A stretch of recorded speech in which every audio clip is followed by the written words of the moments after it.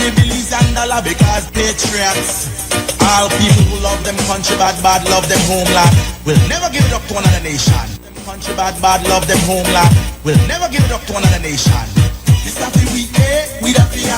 Nobody do it to no Guatemala. Follow me now. This a we the fear. Nobody do it to no Guatemala. This a me name is Pupa. Belize me come from the Belize City area. 110% Belize and proud of it. No, tell me about maritime area. Long time ago agreement by the slave master. Talking about the head on the Belizean dollar because patriots. All people who love them country bad love them homeland. Will never give it up to another nation. Country bad love them homeland. Will never give it up to another nation. This a we the fear. Nobody do it to no Guatemala. Follow me now. This a we the fear. Nobody do it to no Guatemala. This a me name is Pupa. Belize me come from the Belize City area. 110% Belize and proud of it. No, tell me about maritime area. Long time ago agreement by the slave master. Talking about the head on the Belizean dollar because patriots. All people who love them country bad love them homeland. Will never give it up to another nation. Country bad love them homeland. Will never give it up to another nation. This a we the fear. Nobody do it to no Guatemala. Follow me now. This a we the fear. Nobody do it to no Guatemala. This a me name is Pupa. Belize me come from the Belize City area. 110% Belize and proud of it.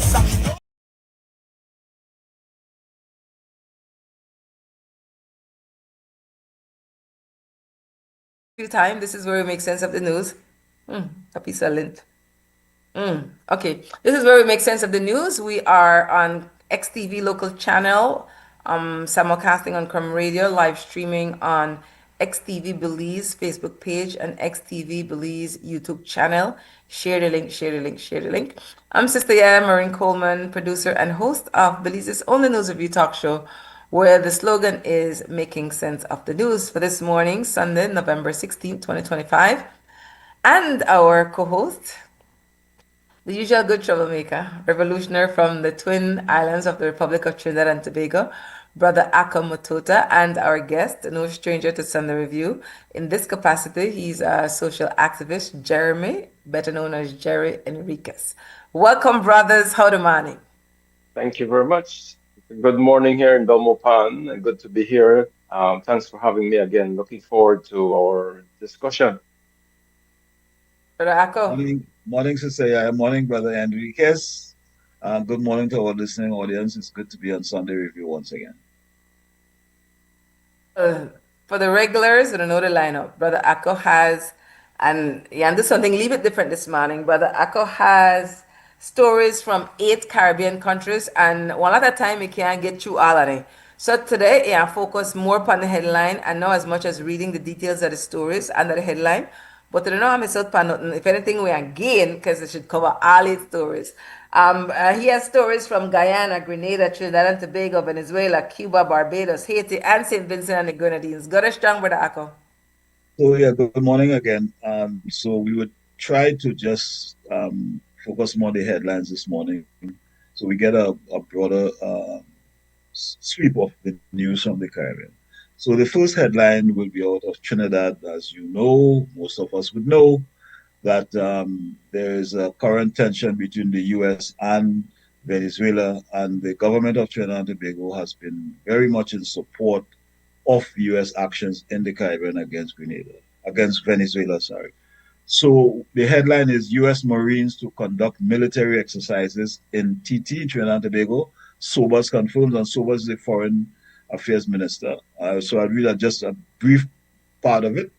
Minister of Foreign Affairs, Sean Sobers, has confirmed that U.S. Marines will be present in Trinidad in the coming week, conducting military-to-military exchange with the local Trinidad and Tobago Defense Force. This confirmation comes after Financial Times yesterday quoted Attorney General John Jeremy as stating the U.S. military exercises would intensify in Trinidad in the coming days with members of the U.S. 22nd Expeditionary Unit. So this basically says that the Trinidad and Tobago has confirmed that the U.S. will be doing joint military exercises in the Caribbean And this has serious concerns. So the next piece I would read is from Venezuela, because the Venezuelan government has responded to this thing, this collaboration between the Trinidad government and the U.S. government relative to troops in military exercises. So the headline, also coming out of Trinidad again, says the headline is Maduro says Venezuela will not be threatened by Trinidad and Tobago U.S. military drills, and questions whether Trinidadians will tolerate them. Speaking at a public rally hours ago, and this was yesterday, Venezuelan President Nicolas Maduro acknowledged that the upcoming joint U.S. military exercises in Trinidad and Tobago, stating that the country would not allow itself to be threatened. We spoke earlier at the swearing-in ceremony for the integral Bolivarian grassroots committees, claiming that the drills announced by the Minister of Foreign Affairs, Sean Sobers, yesterday were intended to be threatening towards Venezuela. He also called for the people of Venezuela to mobilize and question whether the people of Trinidad and Tobago would allow its waters being used to threaten the peace of the Caribbean. The government of Trinidad and Tobago has once again announced some irresponsible exercises, lending its waters off the coast of Sucre State for military drills that are intended to be threatening towards Venezuela, which does not allow itself to be threatened by anyone. They say they will carry them on Monday through Thursday. Well, the people of Trinidad and Tobago see whether they continue to tolerate their waters and their land being used to seriously threaten the peace of the Caribbean. I'm only calling once again on all people of the eastern states, from Tumeremo, Munaga, Sucre, Anzoga, Tugri, to join in perfect union with the people, the military and the police, to establish a permanent vigil with the Venezuelan flag held high. So that was the response of the Venezuelan government to Trinidad and Tobago, announcing that it was going to do drills with the U.S. The third piece from Venezuela is that millions of Venezuelans joined volunteer militias as the U.S. attacks continue. At Fort Tiuna military base in Venezuela's capital, people of varied ages and physical conditions take target practice. They swim across rivers on ropes, dash and hide between mounds, and climb trees to analyze the terrain. There are some of the over 8 million Venezuelans who have no military experience, but who are voluntarily enlisted in the Bolivarian National Militia in case President Donald Trump decides to attack their country.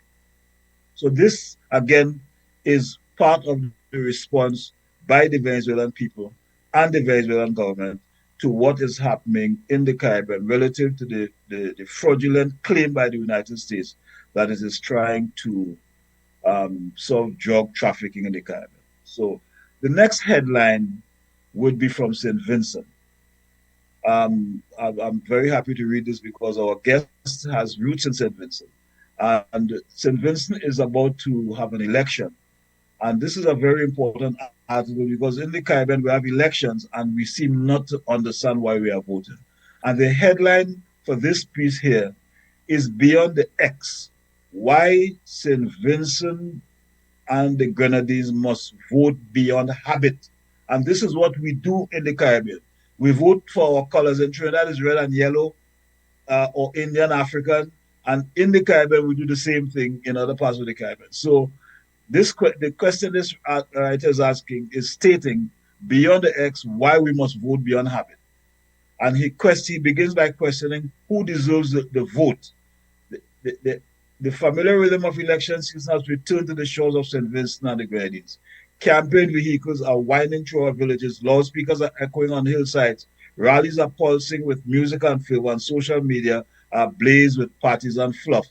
Yet, beneath this spectacle lies a question that every Vincentian of voting age must answer.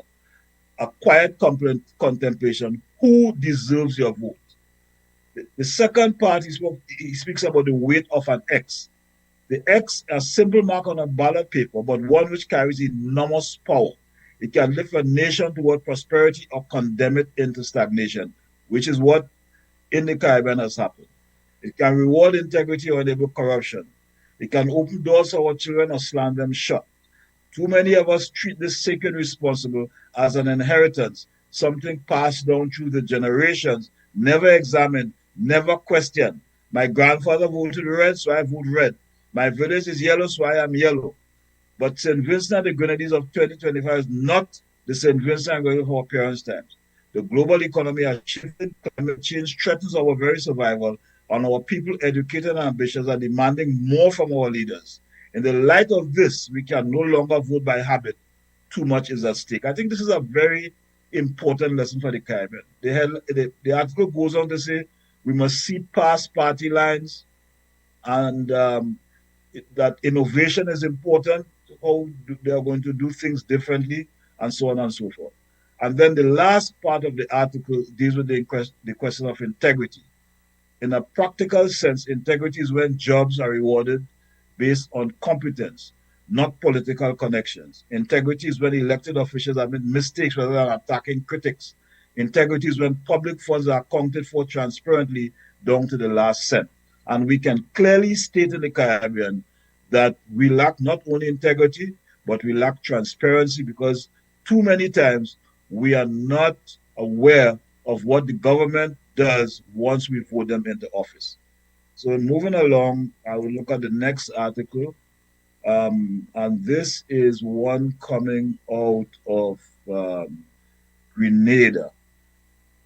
And it's a new initiative. And while you applaud certain kinds of initiative, we have to understand that these things cannot bring solutions to our problems unless the systems that generate these things are corrected. But it's a good initiative.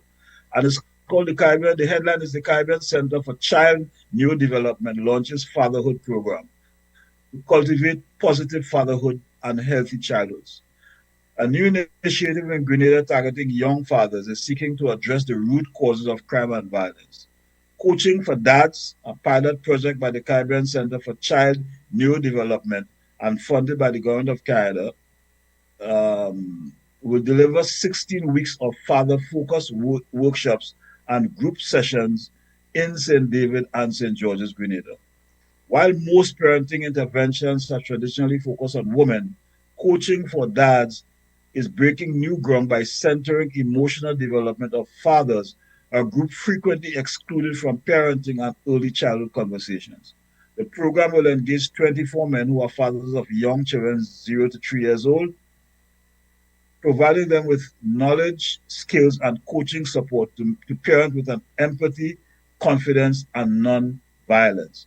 The transformative initiative modeled after the proven savings brains Grenada framework supports the development of physically and emotionally healthy children and disrupts generational cycles of violence. And so while I applaud this initiative, as I said earlier, we have a social, political, and economic system that because it deprives people of certain kinds of what I will call social support, economic support, and psychological support, and not deal also with the trauma of our history. These things, in my opinion, are piecemeal projects that can only paper over the real problems. So I am not overcritical of it, but one has to understand that these are not solutions or long-term solutions to historical problems. So we move on to the next article. So this was Grenada, and we move on to the next article, which is out of Guyana. And very interestingly, it's a statement made by Chevron. And the headline is World Class and Profitable. Chevron touts Guyana's Stabroek Block as a global oil gold mine. Whenever you hear a multinational saying that your resources is a gold mine for them, that means misery to the people. But let me read the article. Some aspects of the article. American oil giant Chevron Corporation has hailed Guyana's Stabroek Block as a world-class asset, boasting some of the highest cash margins and lowest break-even costs in the global oil industry. Speaking at Chevron's Investor Day in New York on Wednesday, Vice Chairman Mark Nelson praised the block's exceptional growth potential and profitability, noting that Ghana's offshore oil fields are expected to drive meaningful production growth. Nelson noted that Ghana's Stabroek block has industry-leading resource and meaningful production growth expected into the next decades. Its development ranks amongst the highest cash margin and lowest carbon intensity in the industry, with 6 announced projects below $35 per barrel break-even, he added. Chevron's entry into Stabroek block, which is estimated to hold 11.6 billion barrels of oil, was secured with a successful US $53 billion acquisition of Hess Corporation earlier this year. The operator of the block is rival oil giant ExxonMobil Corporation, which holds 45% interest in the block through its local subsidiary ExxonMobil Guyana. Hess Guyana holds 30% and CNOC Petroleum Guyana Holdings the remaining 25%. And so this is the situation in Guyana with the oil industry. And from many of the critics and experts, both inside and outside of Ghana, there are indications that this is possibly one of the worst deals a government could ever have signed with a multinational corporation. That's why it is a gold mine for Exxon and misery potentially for the people of Ghana. And I can speak as a Trinidadian who have seen the oil and gas booms on at least 3 occasions, and you look at our country today, and it is still in a total mess. Crime and all kinds of other social problems exist, and it's getting worse all the time for a country that has one time had the highest or second highest per capita income in the hemisphere after the US. So the next article is from Barbados, and which is a very interesting article because it's on education. And the title, the headline is Education Without Walls, which is very interesting because part of the problem in the Caribbean, whether it is parenting as in Grenada or crime, it is that our education system, which is rooted in the colonial ethic and history, has not changed. And we are therefore still in a state where education is colonizing us in a new form. So the headline is Education Without Walls. It begins with, there is something deeply human about learning outside. Long before classroom, before syllabi and standardized tests, people learned through the world itself. They observed tides, followed stars, experimented with soil and seed, watched animals move, and passed on what they discovered through story, song, and example. Education began in curiosity and connection, but somewhere along the way, we decided that learning needed to be walled off. Today, those walls have become both literal and symbolic. We have built systems that separate school from life, as if children exist in one space and the world in another. But the truth is that learning does not begin when the bell rings, but nor does it end when the classroom is dismissed. Children are learning all the time. They learn from how adults treat one another, how decisions are made in their communities, how food appears on the table, and how people respond to failure. The walls are not protected learning, they are containing it. When we talk about education without walls, we are talking about reclaiming that original spirit of learning. It is a way of recognizing nature, community, and lived experience as the real curriculum. It is not about tearing down schools, but about opening them up, making them porous enough for the world to flow in and for students to flow out. Imagine students spending mornings testing water in nearby gullies and afternoons creating digital stories about fishermen who have worked those schools for generations. Picture them design solutions for a village waste problem using recycling materials. Picture agricultural lessons being taught in actual gardens where chemistry meets biology and survival. Picture mathematics being explored through construction projects, baking, or marketing budget. These are not add-ons or extras. They are the curriculum itself with science, social studies, language, art, and ethics intertwined in a living form. And the reason 2 minutes, Brother Akko. how many more I have? 2.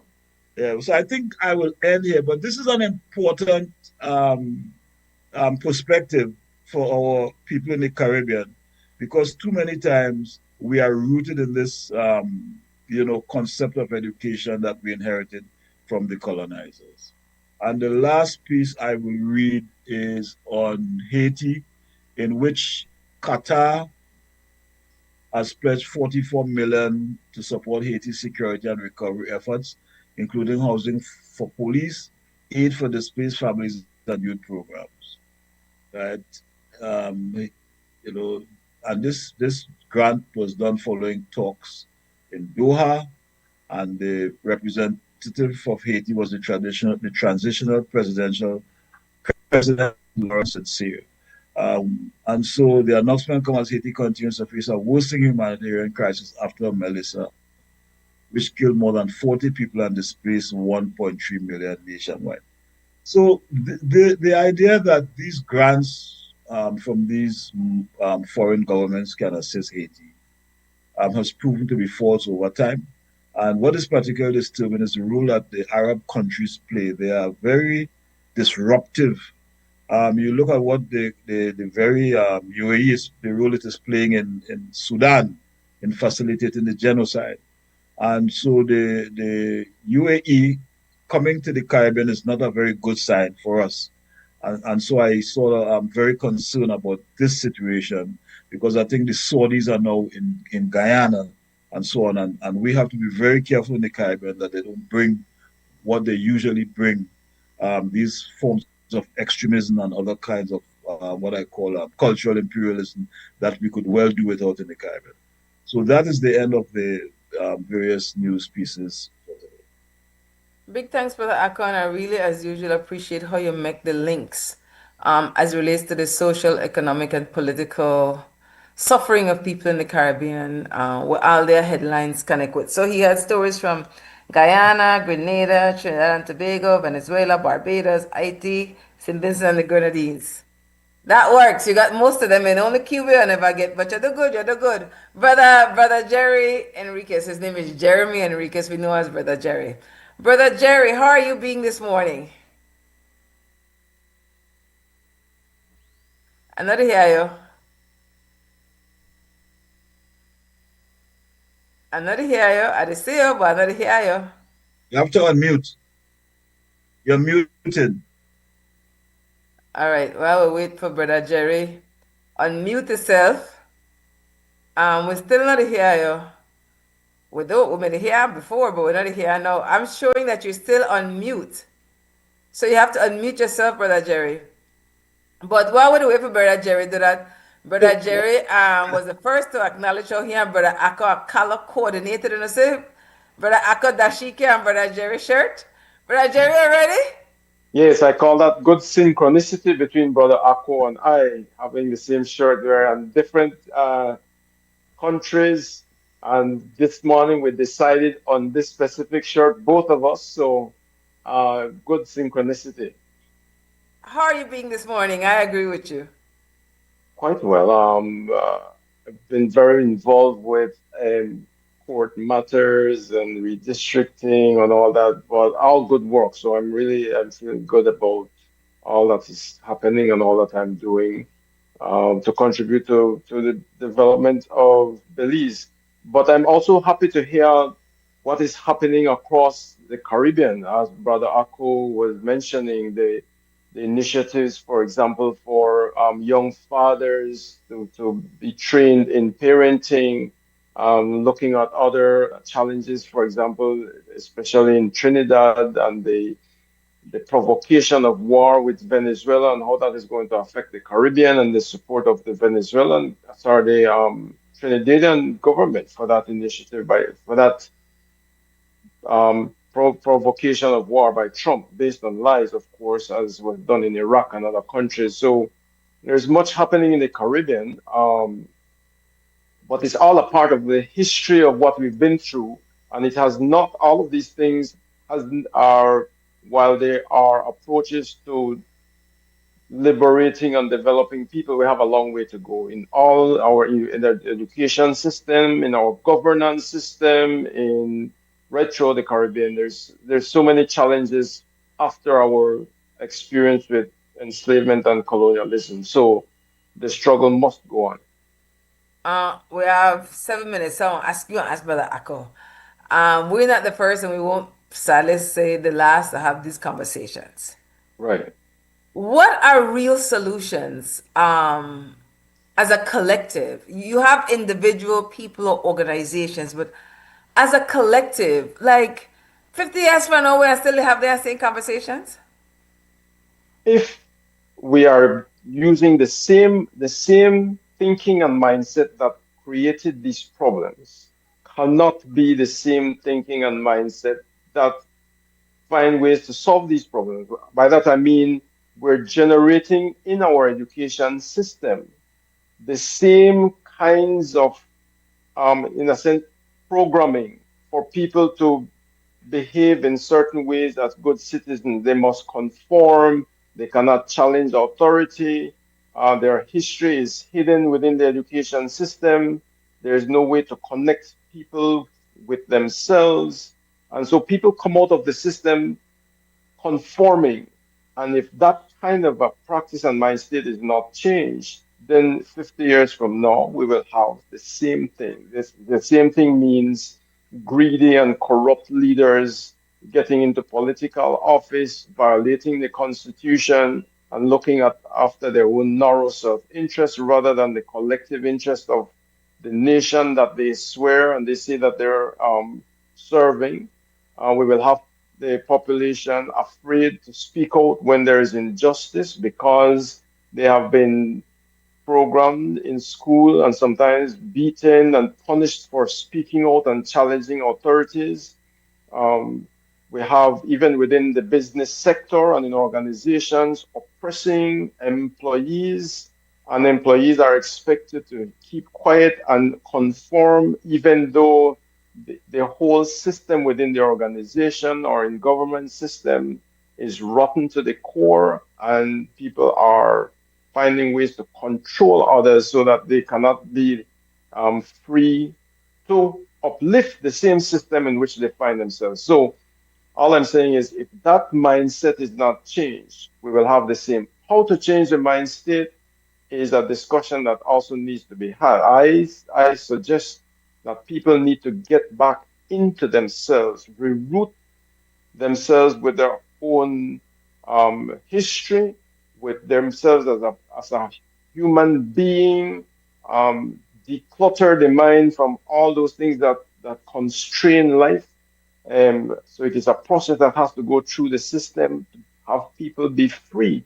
Democracy could also be practiced within the school systems and all of these civic pride, the knowledge of our constitution should all be embedded as an integral part of the curriculum. It is because those things are missing that we have crime, violence, not understanding how to live with each other as a community, being afraid of people who call themselves our leaders and who want to impose themselves as king and gods, or emperors without clothing.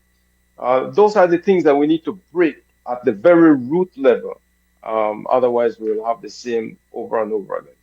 Thanks, Brother Jerry. Brother Akko?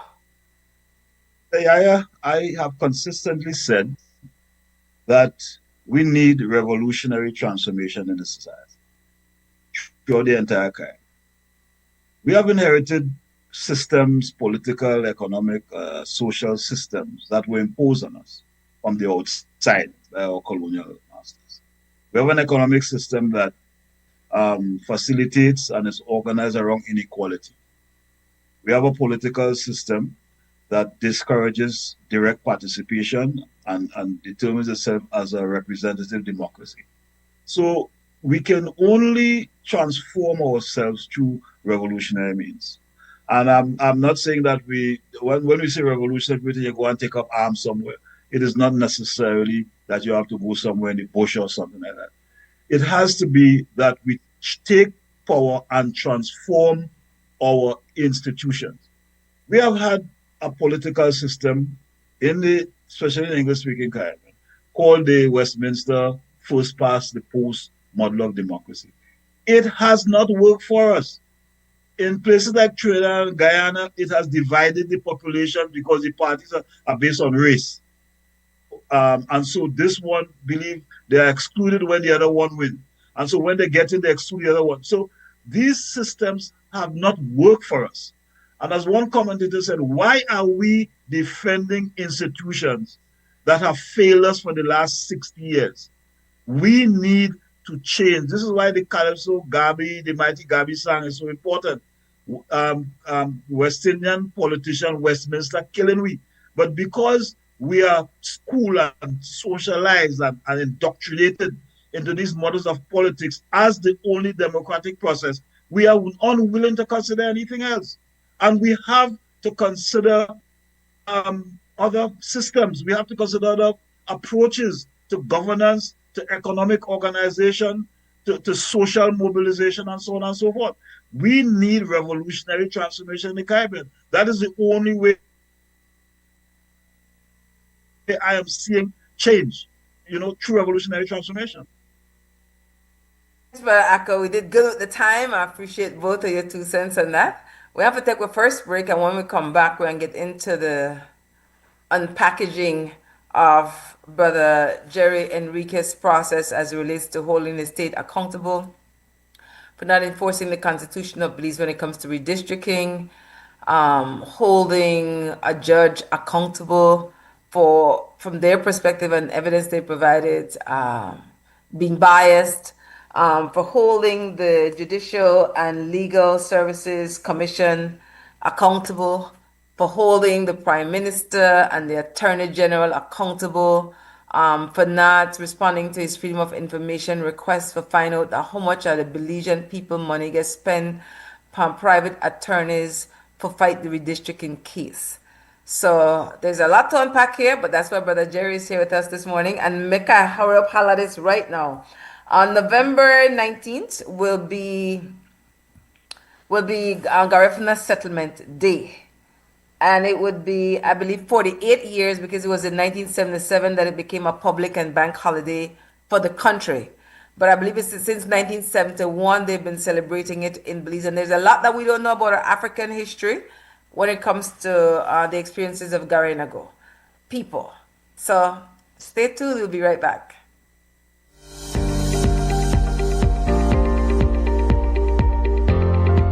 Infrastructure that impacts lives, provides opportunities, and enables the growth of communities and country. That has been the constant mission of the MIDH. The upgrading of the Guinea Grass Road has forged a vital link between the vibrant and productive communities of Shipyard, Guinea Grass, and the rest of Belize, which allows the smooth movement of goods and services. The transformation provided by meaningful infrastructure is very real. We had really been struggling to transport these hoses on these roads, right? Since we have all the holes in the roads and stuff like that. We do not have that issue anymore, right? So but now when we are delivering a hose, it comes to its location in a 100% complete product, right? Before this highway came into place, this Tor Hill to Guinea Grass highway, there was a lot of bad things going on in terms of the road. It was bad. Potholes when it used to rain. People used to take a long time to come out and come into the village. And even teachers who are teaching here who have to commute find it very difficult to do their traveling every day. Una gran diferencia, gran diferencia. En el tiempo que estaba la carretera, que no estaba pavimentada, era demasiado polvo demasiado. Y era como más despacio. Andabas como más lento porque pues no podías ir rápido. Pero ahorita es un gran beneficio, la mera verdad es. Yo creo que es lo mejor que el gobierno ha hecho. Yo estoy muy feliz, muy alegre con ello. Well, now with this highway, now we have a lot of people, traversing the village. And our people in our village who have a small business like fast food, they're benefiting from that, no? Because people stop there in the morning, have their breakfast, and they go and continue their business.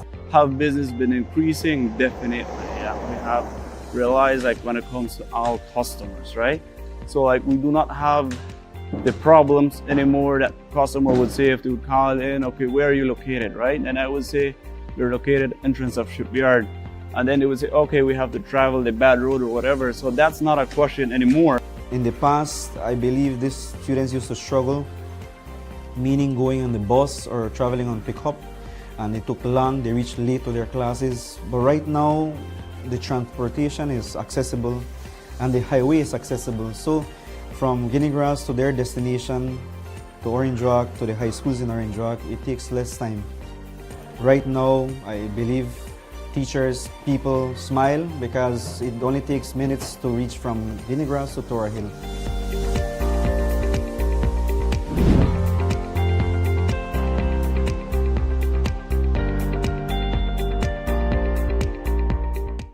We continue to celebrate diversity and embrace our vibrant cultural heritage.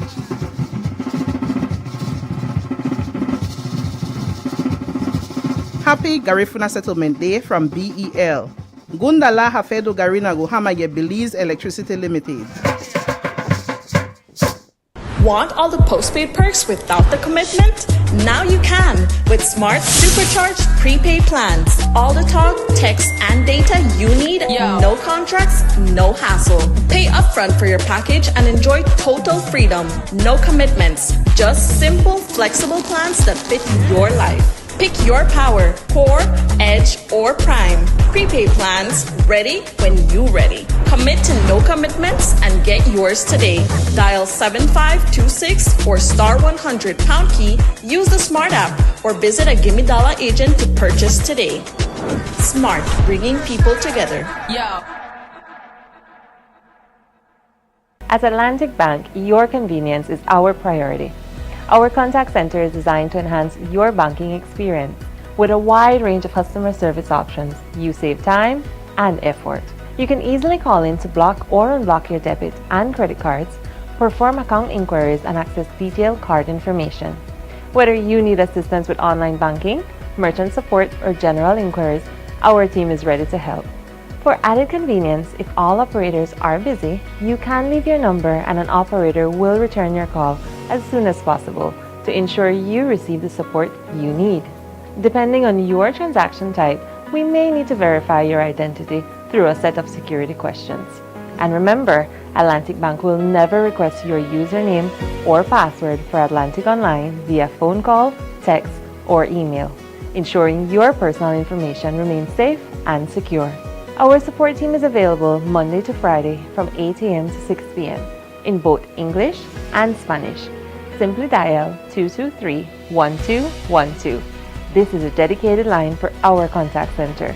Atlantic Bank is committed to providing you with exceptional service and the tools you need to manage your finances conveniently and securely. Take full advantage of our easy-to-use contact center services today. Atlantic Bank, building the future together.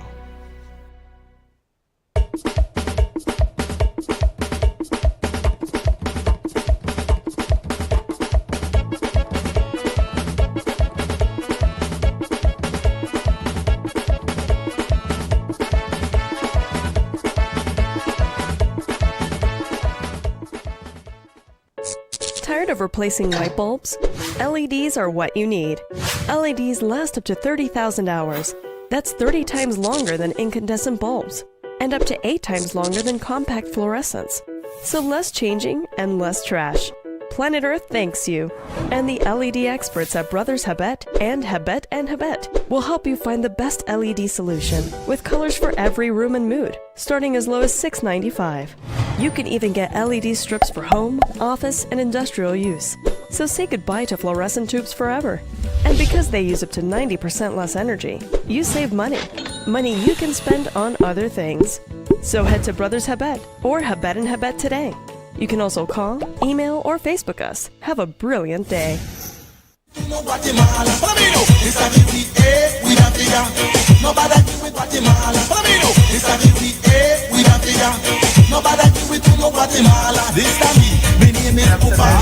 Yeah, Brother Akko and Brother Jerry Enriquez.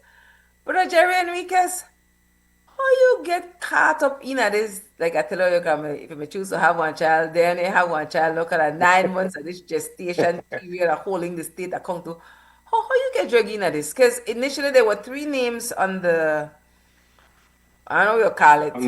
When they on the file. On the affidavit. There are 3 names on the affidavit, and then it end up just be you. It look like how you get caught up in this. Okay. you're talking about the whole redistricting campaign and the court case. I at first I didn't get caught up in this just by itself. The fact is that I was very concerned way back since about 2010 or so. I used to write in the Mandala that there is a disturbing trend in which the government of Belize is moving into election without following the constitutional requirement for having fair and balanced electoral divisions. So I write, then I wrote, and I keep writing.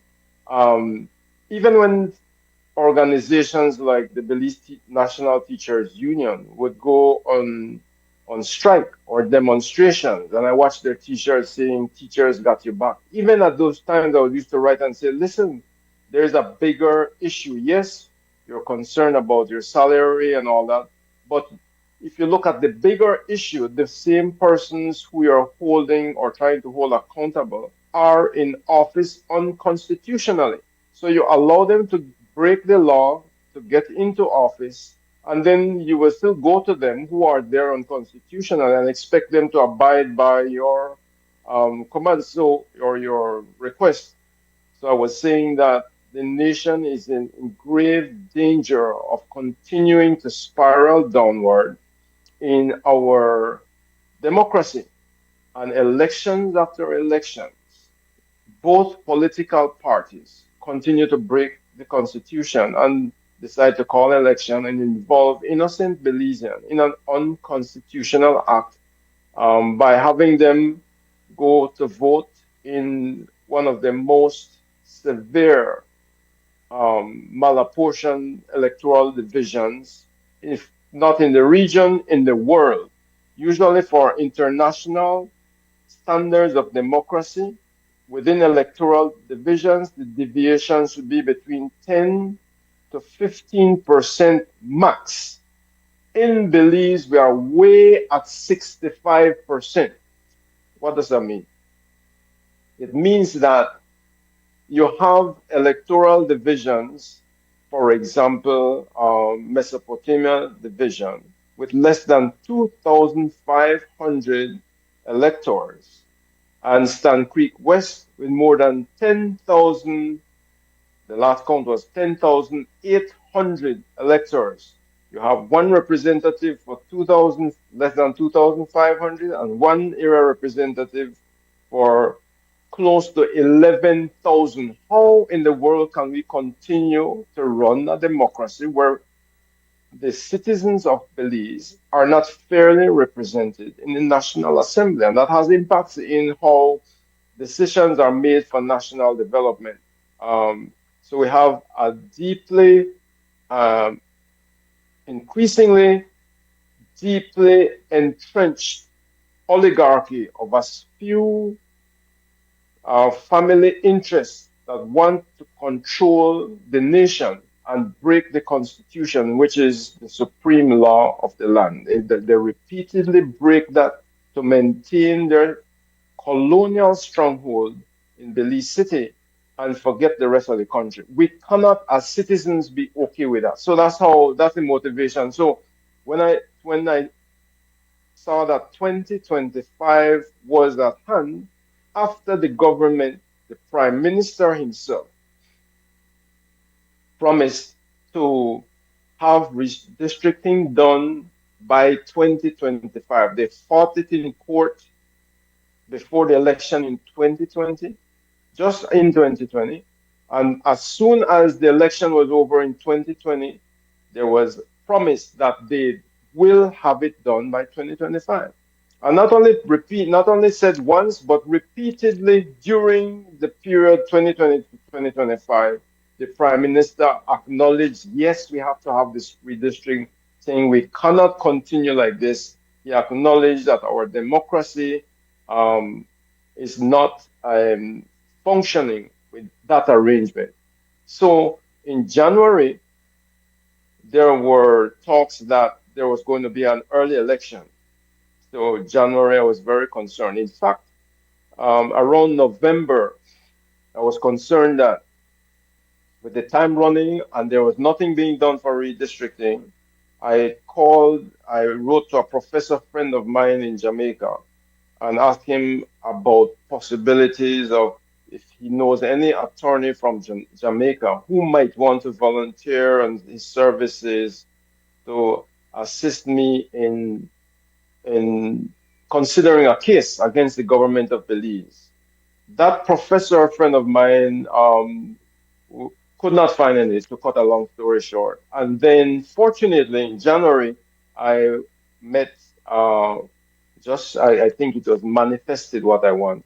I met an attorney from a very outstanding, distinguished attorney from Trinidad, senior counsel Anand Ramlogan, and I spoke with him. We had breakfast, and I laid out the problem that we were having, and he agreed to assist me in formulating a case, and that is how I got into it. So we made sure that we wanted to take this to the court just before election, but of course you cannot call an injunction before you know when is election. So it was a very close call, and he was very dedicated and committed to the cause, for which I'm very grateful. So that's how I got into it.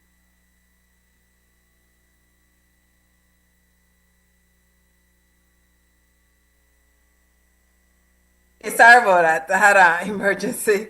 I had to run. Yeah, I heard what you said, Brother Akko. You have anything to say about what Brother Jerry has shared so far?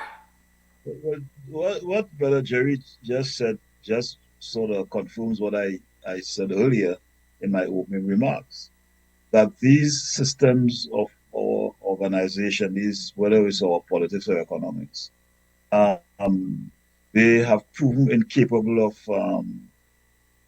of, of serving the society well. Regarding the gerrymandering that he spoke about, that is an integral part of these political systems. Right now, there are cases in the U.S. in which the state of Texas is gerrymandering electoral districts so that the Republicans can have a majority in the state. And to counter that, the California legislature just did the same thing to in a tit for tat to give. So they said Texas give 5 seats, so the California legislature just gerrymandered the boundaries to give them 5 seats. This morning I'm listening to the news, and it said now Virginia is about to do the same thing in order to counter what the Republicans are doing. What this is telling you is that the contradictions in the political system have gotten to a point where it is being plain to see that this is not about the people. These systems that we inherited, which I have spoken about ad infinitum, they were designed outside of our countries. We continue to embrace them as the only forms of political organization that we should follow. We have been indoctrinated to believe that this is the only model of democracy that we have. And so therefore, we pursue it in a way that we believe the system itself will create solutions to the contradictions. It will not. We may get some, advances here and there. No, it's a statement that the late Professor Herb Adu of Ghana, who was at UWI at one point, he said, this system is about adjustment and continuity. So what does Brother Jerry do? If he wins that case, they will make an adjustment to continue the system in a different form. So it's always about adjustment and continuity. So we were colonies, then they give us flag and anthem independence. So we became neo-colonies. But the dominant powers kept control of the economics, the politics, right? The church and other institutions kept control of education. So it's always about adjustments when the people make demands to continue the same system. And so we, as Caribbean people, we have to look at a different model, a different approach. Now, in the interim, we have to continue to fight like what Brother Jerry is doing to create space. But ultimately, the system has to change. Respect, Brother Akko. And to be honest, this is not democracy.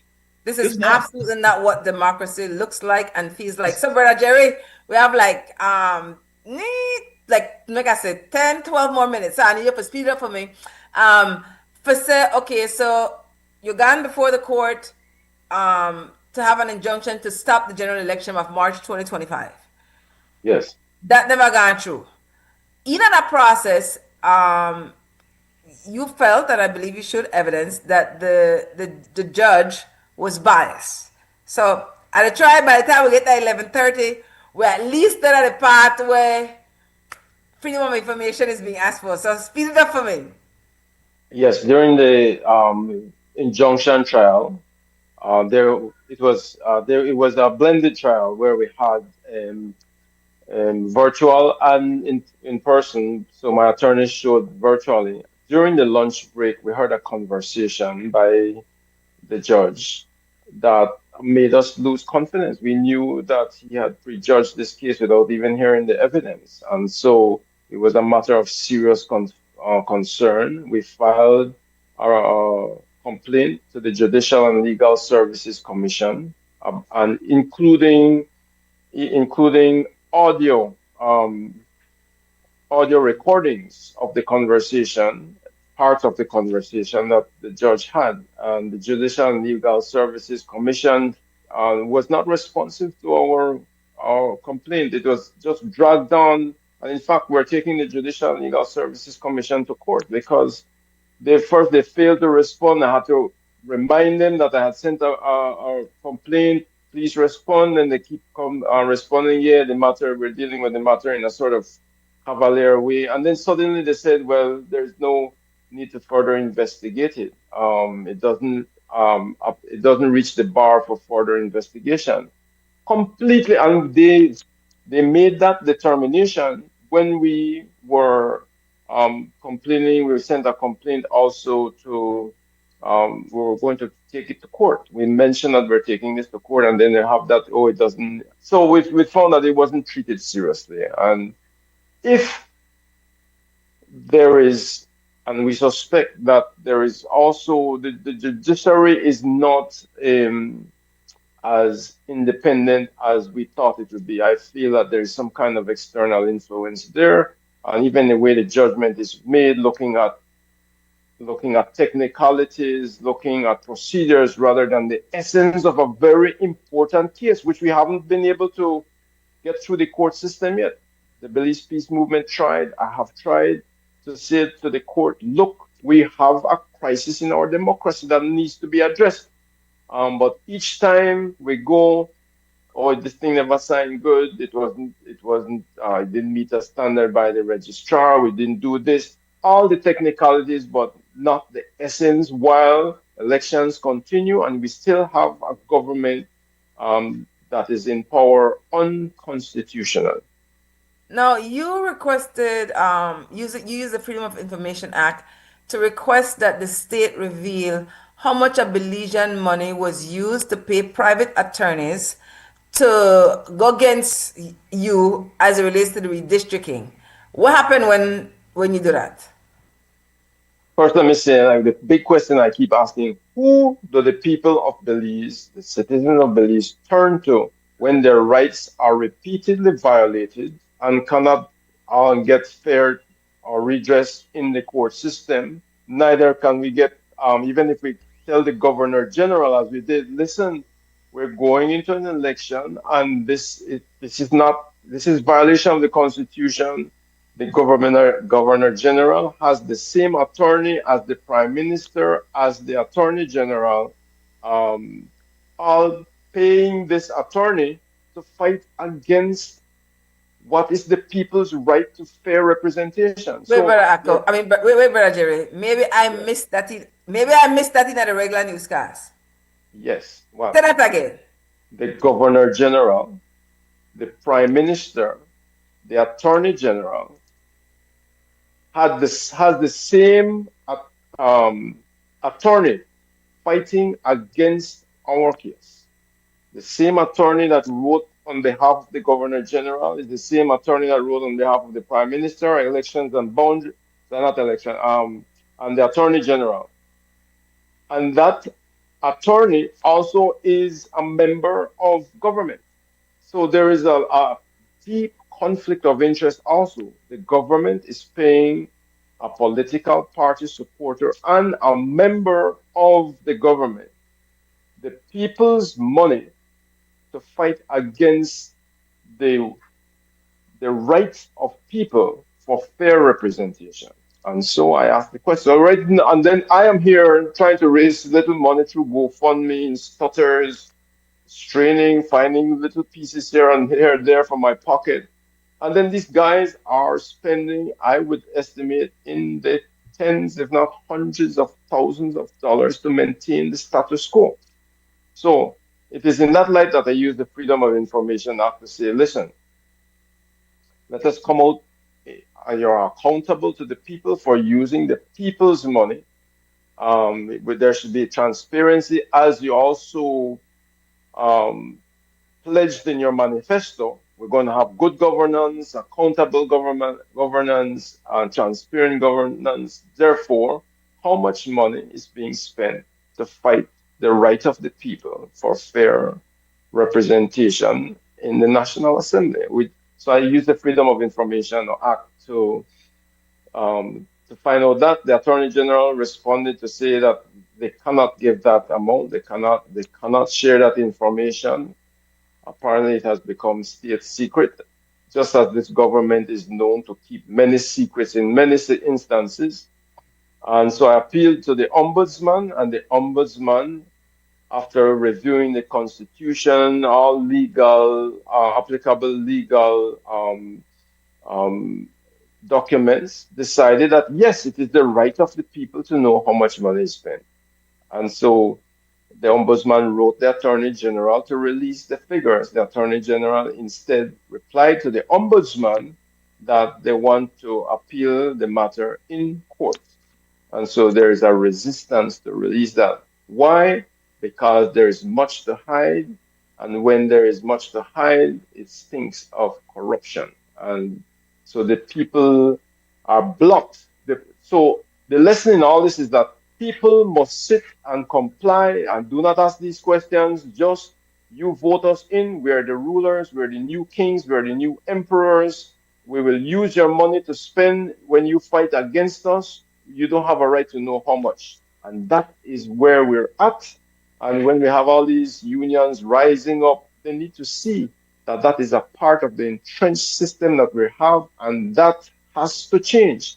And if people keep sitting on the fence and saying that this is okay, then we are leaving a legacy for future generations that is worse than what we have right now. So it is our duty as citizens today to work together to create a better society for the next generation. We cannot, this is not something neutral. I know, yes, people are afraid, people are in survival mode.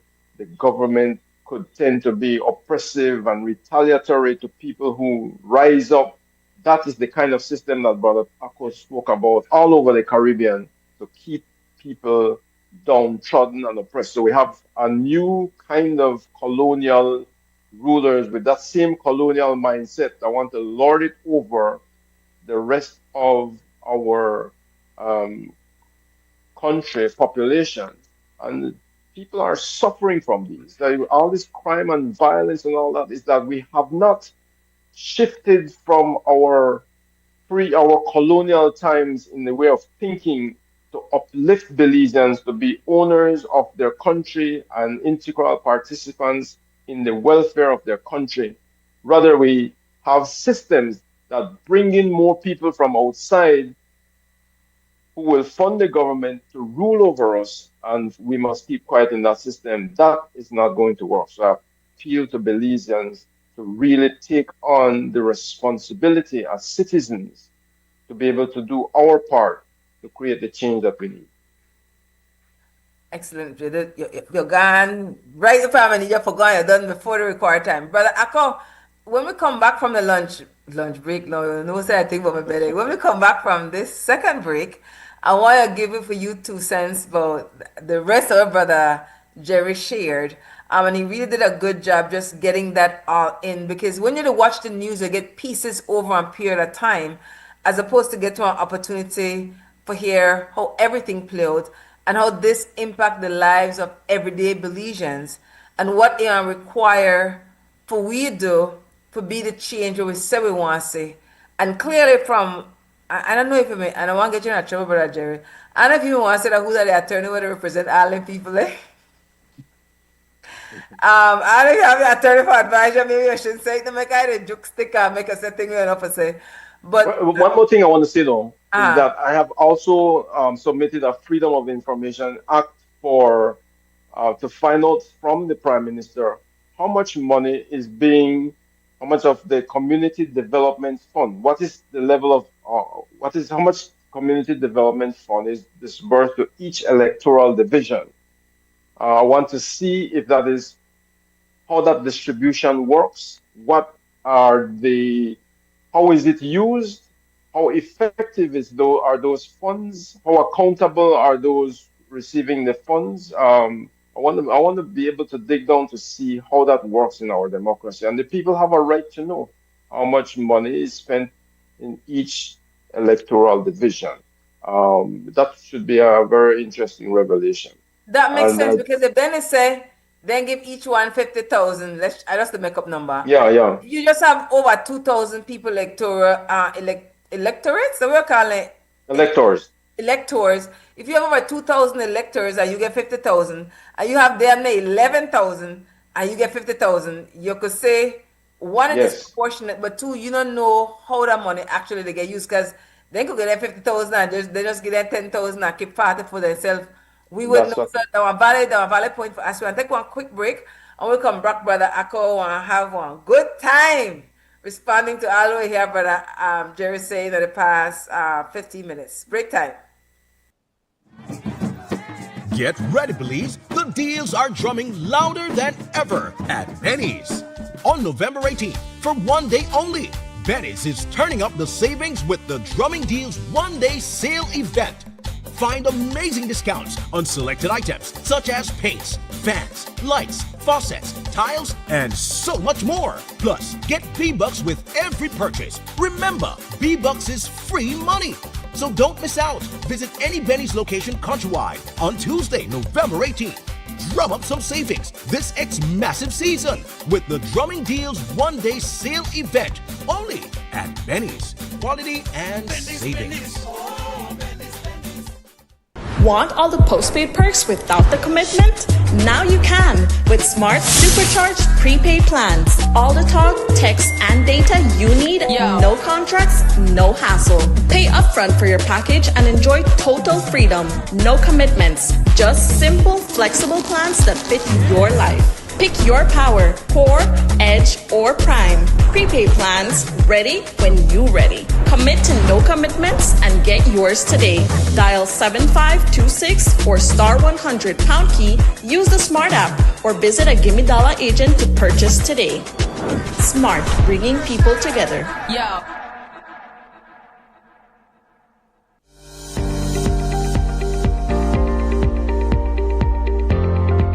Infrastructure that impacts lives, provides opportunities, and enables the growth of communities and country. That has been the constant mission of the MIDH. The upgrading of the Guinea Grass Road has forged a vital link between the vibrant and productive communities of Shipyard, Guinea Grass, and the rest of Belize, which allows the smooth movement of goods and services. The transformation provided by meaningful infrastructure is very real. We had really been struggling to transport these hoses on these roads, right? Since we have all the holes in the roads and stuff like that. We do not have that issue anymore, right? So now when we are delivering our hose, it comes to its location in a 100% complete product, right? Before this highway came into place, this Tor Hill to Guinea Grass highway, there was a lot of bad things going on in terms of the road. It was bad. Potholes when it used to rain. People used to take a long time to come out and come into the village. And even teachers who are teaching here who have to commute find it very difficult to do their traveling every day. Una gran diferencia, gran diferencia. En el tiempo que estaba la carretera, que no estaba pavimentada, era demasiado polvo demasiado. y era como más despacio, andabas como más lento porque pues no podías ir rápido. Pero ahorita es un gran beneficio, la mera verdad es, yo creo que es lo mejor que el gobierno ha hecho. Yo estoy muy feliz, muy alegre con ello. Well, now with this highway, now we have a lot of people, traversing the village. And our people in our village who have a small business like fast food, they're benefiting from that, no? Because people stop there in the morning, have their breakfast, and they go and continue their business. Have business been increasing? Definitely, yeah. We have realized like when it comes to our customers, right? So like we do not have the problems anymore that customer would say if they would call in, okay, where are you located, right? And I would say, we're located entrance of shipyard. And then they would say, okay, we have to travel the bad road or whatever. So that's not a question anymore. In the past, I believe these students used to struggle, meaning going on the bus or traveling on pickup, and it took long, they reached late to their classes. But right now, the transportation is accessible and the highway is accessible. So from Guinea Grass to their destination, to Orange Rock, to the high schools in Orange Rock, it takes less time. Right now, I believe teachers, people smile because it only takes minutes to reach from Guinea Grass to Tora Hill.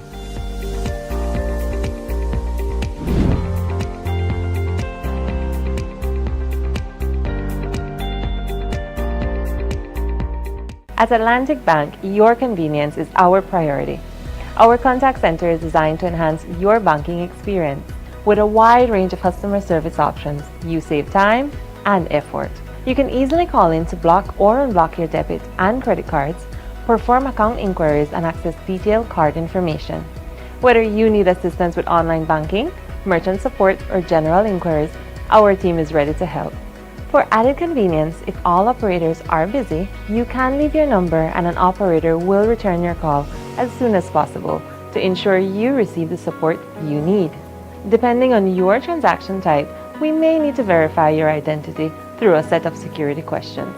And remember, Atlantic Bank will never request your username or password for Atlantic Online via phone call, text, or email, ensuring your personal information remains safe and secure. Our support team is available Monday to Friday from 8 a.m. to 6 p.m. in both English and Spanish. Simply dial 223-1212. This is a dedicated line for our contact center. Atlantic Bank is committed to providing you with exceptional service and the tools you need to manage your finances conveniently and securely. Take full advantage of our easy-to-use contact center services today.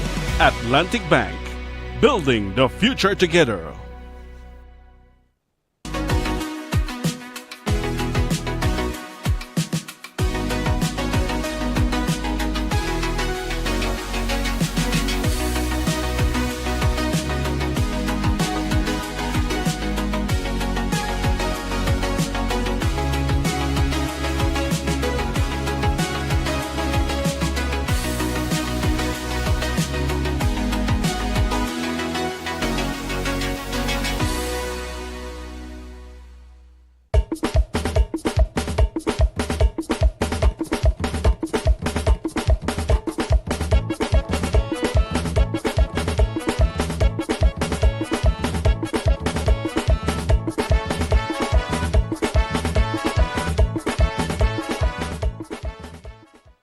Guatemala. Follow me now. This a Belize city area. 110% Belizean. Proud of it, sir. Don't tell me about maritime area. Long time ago, agreement by the slave master. Talking about the head on the Belizean dollar. Because patriots, all people who love them country, bad love them homeland. Final segment of Sunday Review with Brother Akko, Brother Jerry. We don't got nothing to say. Brother Akko, look at here what we got to say about all what Brother Jerry say before we got I listened to what Brother Jerry said about the lawyer who represent all sectors of the establishment, right? The Governor General and the Attorney General and the Minister and so on. And this is part of the inbuilt corruption of these systems. I mean, you know, when we led our revolution in 1970, it was called the Black Power movement. one of the things, there's a little booklet we produced called Conventional Politics or Revolution. And the question we asked was, what does politics mean to the regular people in Trinidad and Tobago, the grassroots people in the urban areas and the rural areas? What does politics really mean? And we labeled that politics conventional politics. And the opposite question we asked was, do we want to remain in this conventional politics, or do we need a revolutionary politics? You see? And the statements that you hear coming from across the Caribbean, whether it's what you did in, in Belize, or with the commissions of inquiries in Trinidad with the corruption, where people in the U.S. who were engaged in corrupt. There was a company in Trinidad, the American company, and there was a corruption scandal with the airport that was being built. The American company, the American government found the American citizens who participated guilty of corruption, jailed them in the U.S. And the people in Trinidad who were associated with the same corruption, who the U.S. demanded that they be extradited, they are still out on this. One died, and the others are still out having a good time and keeping the courts busy with appeals and all of these things. So the system, the entire system, not just the judicial system, the entire system, the economic system, the political system, all of it is geared towards maintaining the status quo. And this is why people may get sick and tired of me saying this, but we need to transform the entire system, right? We need to consider other ideas of how we organize our politics, how we organize our economics, how we organize socially, how we organize culturally. The point you made in the conversation about the fact that all the important resistance, historical resistance we've had, whether it's emancipation or the Garifuna resistance, it is reduced to merrymaking. It is reduced to merrymaking and partying.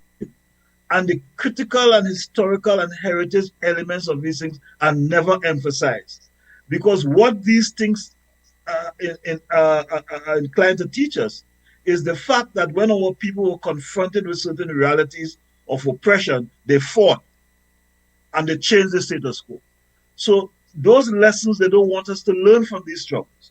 So our historic resistance and our moments of rebellion, they are reduced and marginalized to partying and merriment, and this is why when we are confronted with certain realities, we don't seem to have a historic memory, a reflex memory to say we are going to transform. And so we can continue to make, piecemeal approaches. And, as I've said, all this is part of the struggle to highlight the contradictions of the state. But we have to face the reality that at some point in time, this must change. And we have the responsibility as citizens of changing this. Now, a lot of people, are afraid because the state has the power to really make life very difficult for you. But a united people, right, can change things. And we have proven this over time. We did not get to independence because we made appeals to London. We got to independence because of the rebellions of the 1930s, and of the 1930s and the 1940s. Serious labor rebellions throughout the Caribbean, where people say enough was enough. Then we got to a point in the 1970s where certain adjustments were made because, again, Belize had a Black Power movement all through the Caribbean. And we said in Trinidad, after 1970 was 8 years after independence, right? High unemployment among young people. All the key sectors of like banking, you couldn't find a Black person there. And the young people said, well, this is enough, and revolted. And so the state was forced to make adjustments again, because they always make these adjustments to continue the same system in a different form, And at one point in time, for example, Trinidad had 60-something state enterprises. We had more state, the only country that had more state enterprise than us in the Caribbean was Cuba, because Cuba nationalized key sectors of the economy. But we had over 60 something. But what happened? Because the revolution didn't come to power, the state made an adjustment to appease our anger.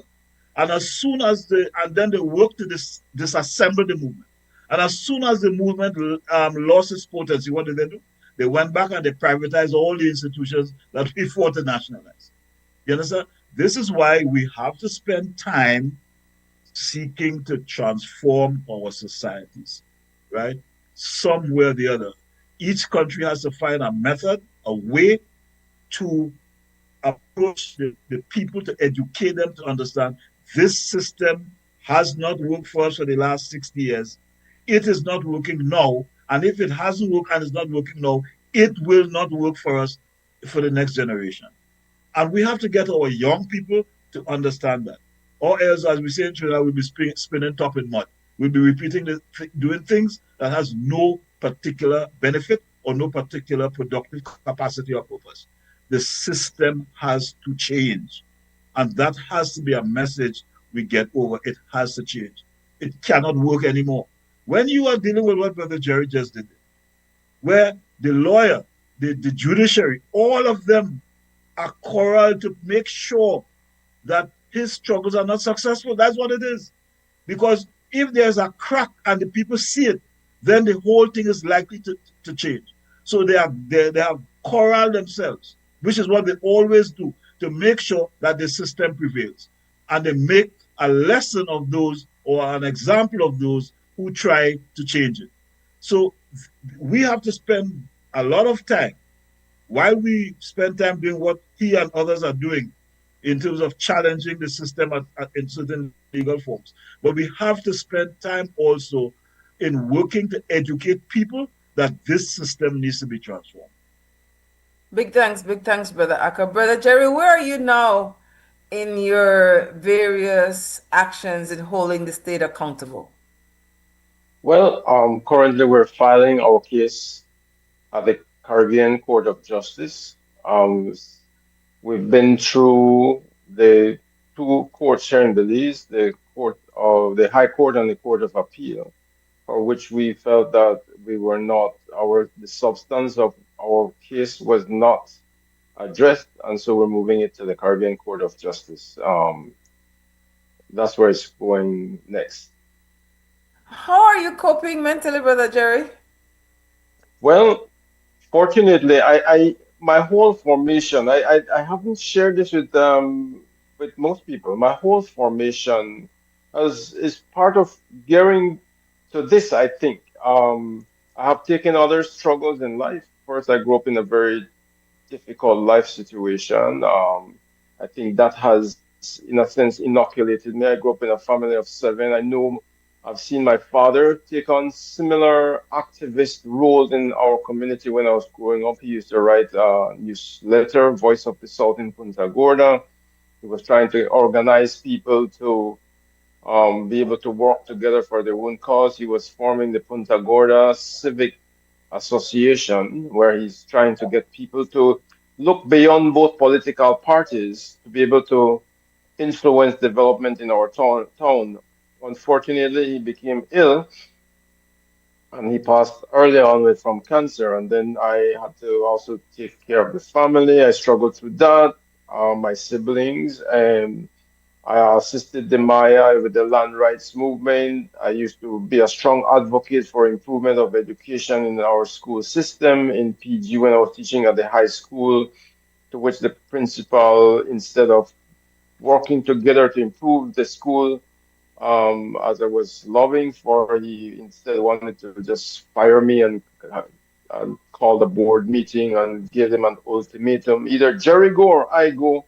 Unfortunately, the board said, well, there's no reason for him to go. He's fighting a just cause. So, all to say, throughout my professional life and my own involvement in community and nation building, I have prepared myself for this. So, and then the next thing is, for people who want to get into this, you cannot just do it by yourself. I think one of the important things to create to question things. The important thing for challenging society is that you have to be grounded with facts and not engaging in this a draining emotional back and forth. You have to be focused on the facts. Don't allow yourself to be involved in just emotional kinds of things. And then grounding with the facts. But another most important thing is because people have a lot of facts, they could be highly qualified with the facts, but you have to be grounded internally,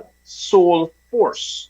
And that takes a lot of meditation every morning and every night, and it's part of my training over years. We sit in meditation, and then that allows you to see things clearly. You're moving deliberately, you're not draining energies. It takes a lot of work, yes, and you do the work. Um, but you find that as you do the work, the kinds of support that you need also help to boost you up. For example, as I said, from November last year, I was really deeply hoping that I could find an attorney, not within Belize, because all these ones in Belize are also scared. They seem scared of government repercussions on their firms or on their business. The attorneys, the Bar Association has been silent right throughout, even for decades. They're seeing what is happening, but these legal minds, attorneys that we look up to in Belize as citizens, they are dead, quiet, and complicit. So we can't depend on very few of them would take the step out, yes, to support, as I saw the Belize peace movement also struggling. And so that's why I was looking for somebody from our Caribbean region. I was fortunate to find, but that wasn't by coincidence. I think it came also rooted from my practice of meditation. And there's also a group of professors from Ohio State University who has volunteered to deeply study this whole thing about redistricting and to propose a balanced redistricting map, um, beyond what Sean Trent had done, which Ashcroft had paid for. These guys are doing it at no cost. Will publish documents, doing deep research about redivisioning and how to come up with a proper formula. Hopefully, the Elections and Boundaries Commission will take such a study seriously because it's taking a deep academic work. So I'm doing all of that as I still have my personal life. I am still working as the chair. I'm the chairman of the board of TIDE. We still have those kinds of. So there's a lot going on, and I'm really grateful that I maintain health and strength to be able to do this. But as I say, revolutionary work cannot be done just by in an academic way, but we have to be deeply grounded within, um, to draw from even our lessons from our ancestors. Sometimes in those deep moments, you feel that there is more to you than just what you think you are. And I think even people look at, for example, our they call him the father of our nation, George Price. He had to root himself in a certain spirituality, a certain depth of understanding and root within. I think Philip Golson also did. Other people, Marcus Garvey, they have to find that space of silence, solitude, to be deeply connected to a source that is beyond you, to be able. So revolutions, changes, transformation cannot happen with the same mindset. You have to tap into a deeper source and be able to emerge from there to fearlessly challenge systems and to know that you're safe doing it and to know that those who did it before and those who forged before had to revolutionize their mind to a deeper level of awareness and thinking, that is beyond the norm. And for me, that is what guided me forward. I think my whole life was a preparation for challenges like these, and I feel grounded enough that we will eventually prevail. So I really fear that, no, I do not fear when you're speaking on the basis of truth. You're forging for something that is for the benefit of the broader society, for the benefit of future generations. You have to keep grounding yourself in that kind of mind state, always on the truth, freeing ourselves from all the wickedness of greed and lust and self-aggrandizement and corruption, which is really what is poisoning this country. Individuals get into power and they become greedy, selfish, and think that they own the country as if it is their real estate. And then they also get the population also corrupted. And so we have this system that we need to transform. The school system has to find a way for students to learn the kinds of techniques to be grounded, to learn their constitution, to learn what are their rights as citizens. That is where all the problem is also is our education system, as Brother Akko has mentioned, where it is a colonial system designed very narrowly to train people to sit in jobs, not to question authority, not to be free people. It is designed to train people to be conformist in this entire situation, so that no matter how our society is crumbling, they're just there sitting on the fence. And we need for them to have a responsibility, a civic responsibility, to say, it is my duty to do whatever I can, share whatever talent I have for the younger generation for life to be better in the future. Big respect, Brother Jerry Enriquez, social activist holding the state accountable. Brother Akko, final thoughts? So, Sister YaYa, I want to refer to a mythological figure in Greek mythology. It's a figure called Procrustes, and there's a terminology called the Procrustean bed. And the story is that Procrustes was this innkeeper, and so when strangers came, he always had a bed for you in his inn.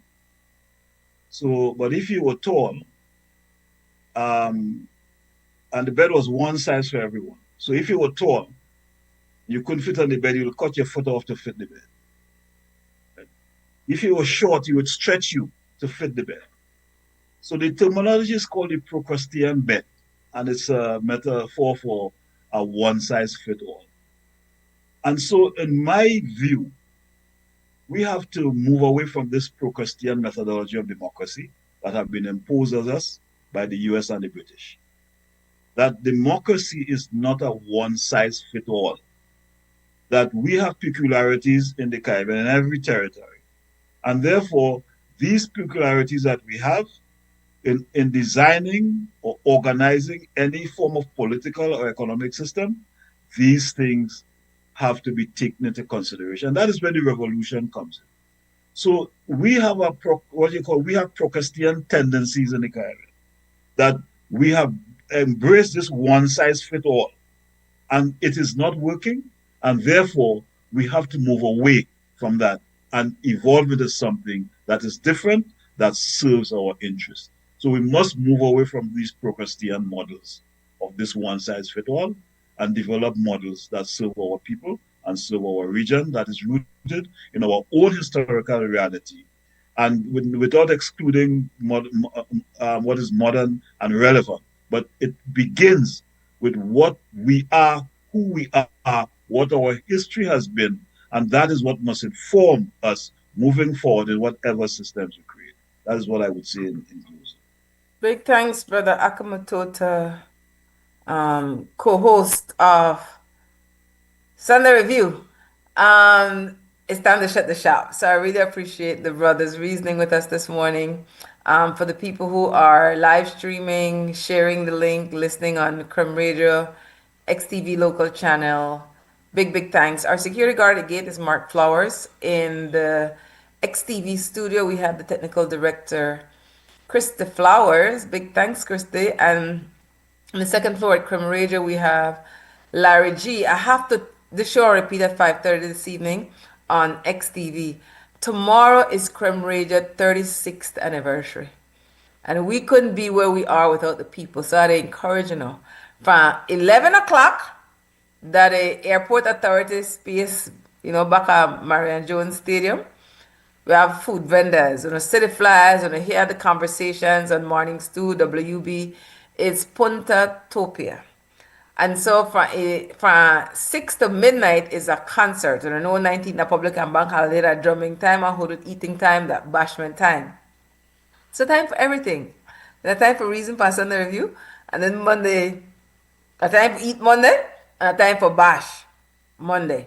So in recognition of Comrade 36th anniversary, we're asking for buy tickets, $20 Belize each.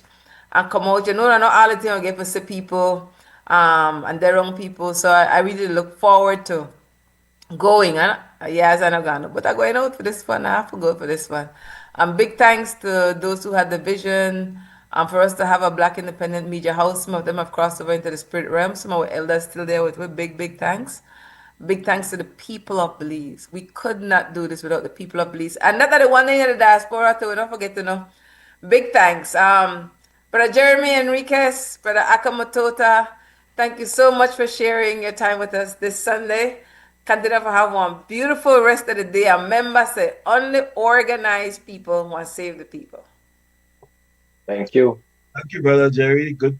Thank you, Brother Kotu. Yeah. Okay. Have a good day to everyone. Guatemala, this time we have nobody do it to no Guatemala. This time my name is Pupa. Belize me come from the Belize City area. 110% Belize and proud of it. Don't tell me about maritime area. Long time ago agreement by the slave master, talking about the head on the Belizean dollar because patriots.